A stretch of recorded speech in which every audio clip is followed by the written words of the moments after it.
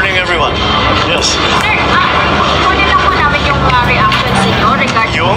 reactions niyo, sir, regarding sa allegation po ni former President Duterte regarding sa blank item.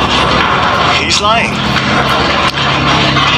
He's a president. He knows that you cannot pass a GAA without with a blank. He's lying.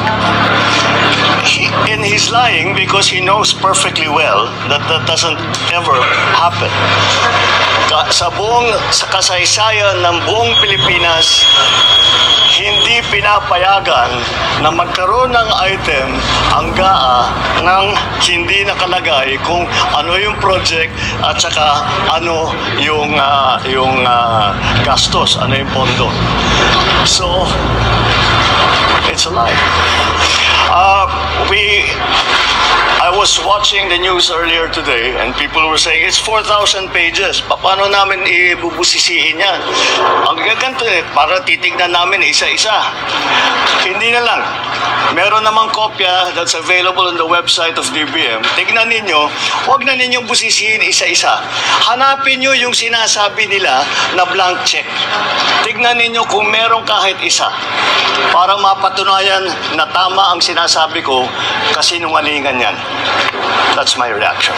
Sir, regarding po sa possible extension ni PNP Chief Marvin, meron po bang ganitong plano, sir? Well, there is a very strong argument that it would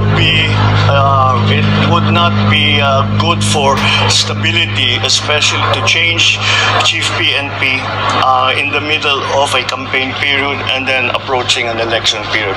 So pinag-aaralan namin, but I think that is probably a very strong argument to keep him on, at the very least until after the elections.